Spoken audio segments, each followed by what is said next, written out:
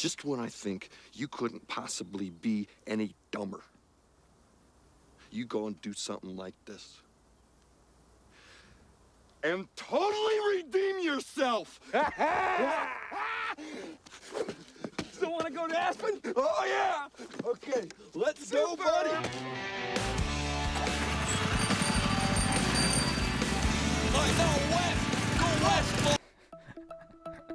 Okay, so first things first, yes, I have a new microphone. It was getting a little ridiculous after 100 and how many videos. Audio still was kind of poor quality, so hopefully this should fix it. I'm still doing some optimizing with the audio, so if this isn't perfect, it should get better over the coming weeks.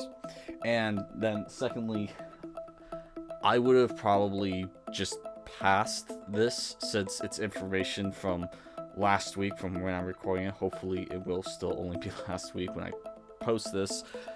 But the thing is, a couple weeks ago I made a video blasting Sony about how they were handling backwards compatibility with PlayStation Plus, their new 3-tier system.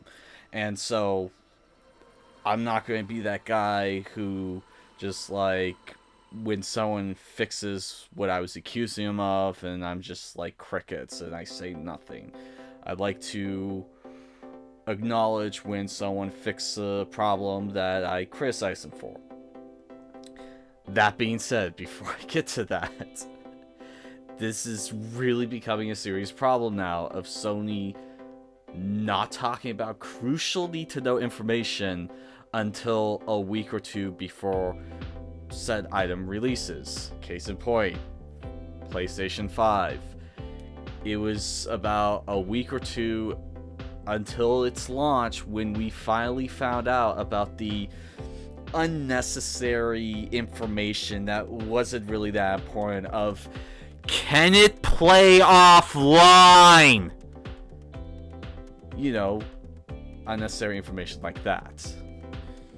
I mean, you have a country, United States of America, where there's, last I checked, over 80 million people without internet. And add another, let's be a little bit liberal here and say another 100 million people with poor to, at best, okay internet, where they can't stream, can't play online games, and you decide not to reveal that, yeah, this thing can play offline until a couple weeks out. Like, there's no excuse to ever do something like that. And I've literally had someone try and defend it like, well, you're not a business manager, you don't know how to run a business, they probably had a good reason for doing it.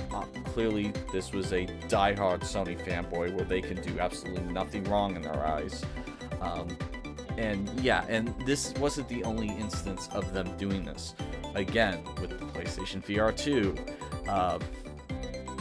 can the PlayStation VR 2 play PlayStation VR 1 games backwards compatible? We have nothing to say at this time, and I'm sure it'll be a week or two before launch before we finally get something about that. I will be generally surprised if they actually reveal that information before the 2-week or 1-week mark of it launching anywhere. And then again, with PlayStation Plus, same thing. It was about a week out from them releasing it in Asia, and they finally released new information about how backwards compatibility is going to be working on PlayStation Plus and the PlayStation Network. And so while the news that I'm about to tell you is good, the core problem remains. Sony does not like telling crucial need-to-know information to its customers, and it's becoming a very, very serious problem. And so this came in last week. I first saw it on Push Square. It's a news site that I go to that I get video game news from. Also, another good site to go is Pure Xbox. It's kind of like a sister site. And one of their headlines was, you may already own some of the retro PS Plus titles, even if you buy them on PS3 or PSP. And they go on to say, they go on to talk about how Sony is doing a shockingly consumer-friendly move. and they confirmed that select PS1 and PSP titles launching as part of the new PS Plus premium tier service will be available individually, meaning you'll be able to purchase them from the PlayStation Store even if you don't want to subscribe. This is a huge win for not only fans of Sony, but also Sony themselves, because clearly looking at this from a financial standpoint, you would only be losing money if you didn't do this. If you could only experience these games behind the subscription service and you couldn't actually purchase them individually, basically you're throwing away potential money then. And so this is an incredibly smart move on Sony's part. And it gets better.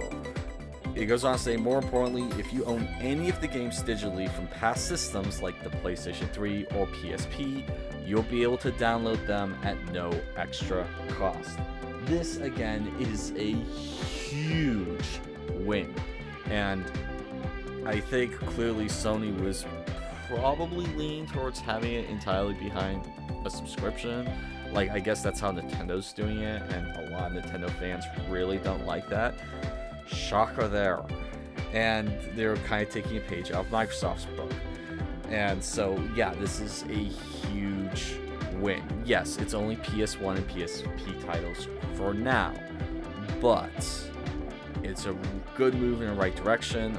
Once they start selling items on the store that are PS1 games and PSP games, they'll start seeing that, hey, people are actually spending money on these. We should probably adapt PS2 and PS3 games.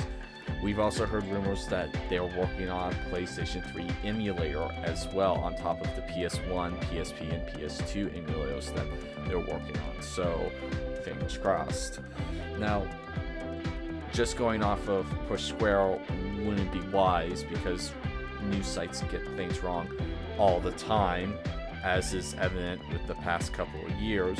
But on PlayStation blog posts, there are article that's talking about all the new details they add, like what kind of games are going to be in the lineup. They go on to talk about this. PlayStation Plus Premium Deluxe members will have a selection of popular classic games to play, with some titles that will show improved frame rates and higher quality resolution compared to the original launch versions. For select original PlayStation and PSP classic games, members will also enjoy a new user interface with menus that allow you to save your game at any time, or even rewind the game if you want a do-over. Kind of a neat thing they're adding in from, the not entirely kosher emulators that are out there, but that's something that you can do with stuff like RetroRock and PPSPP. Also, players who have previously purchased the digital version of select games from the original PlayStation and PSP generations will not have to make a separate purchase or sign up to PlayStation Plus to play these titles on PS4 or PS5. When these titles are released for PS4 and PS5, players can head to the PlayStation Store and download a version for the consoles at no extra cost if they already own the digital version of the title. Some of the titles will also be available for individual purchase. Additionally, some Remaster Classics from previous console generations will be added to the PlayStation Plus Premium Deluxe plan. And also, they go on to say that they're going to be refreshing the Backwards Compatible library at the middle of every month. So, while the list is very small on this article, there's only a very, very handful of games. It's very small. They are saying that that's going to be refreshing from time to time every half of the month. Another thing worth mentioning is they do use the term some quite a bit. Now, this could just be them covering their ass, or it could be that literally it's going to be a very small amount, kind of like what we saw with Game Boost. If you remember, on the build-up to the PlayStation 5, Sony kept talking about Game Boost this, Game Boost that. There's going to be Game Boost so that your PS4 games are drastically improved. And quite frankly, the list of PS4 games that have Game Boost on PlayStation 5 is insanely small. It's like a collection of 10 to 12 games. And so, like, all this hype on game boosts, yeah, it was kind of much ado about nothing. Now, the few games that do enjoy game boost, those are pretty neat. You get some nice improvements, but it's a very small amount of games. And so, yeah, Sony fixed some of the issues. Now, granted, we're still not going to be able to, at this time at least, put in a disc and get the digital copy off the store for that game like you could with the Xbox One or the Xbox Series X. Will that change in the future? It's possible. Possibly unlikely though. And obviously it's not as easy with Xbox, or it's not easy with PlayStation 5 as it is with Xbox. PlayStation 5 at the launch of the generation said, yeah, this won't be able to run CDs. Most PlayStation 1 games are on CDs, so it'd be kind of tricky there. And then it can't take in PlayStation Portable discs. Anyone who's expecting it to, they are really foolish, and the people who are still claiming that people are being ridiculous because they want to be able to shove a PSP into the system, no one's asking for that. No one in their right mind's asking for that. You're just being ridiculous now, saying that people are asking for that. What people really want is PlayStation 2 and PlayStation 3. And so hopefully they see a huge success with selling these PS1 and PSP games separately outside the service and go, hey, maybe if we put in PlayStation 2 and PlayStation 3 into this option, we can make a lot more money. So anyway, that's all for this. I know this is coming in late, but I really wanted to address this since I called Sony out on one of my last videos. And so please remember to, do the thing, the thing. My name's Christopher Khan with 11 Hour Views, and that will be all.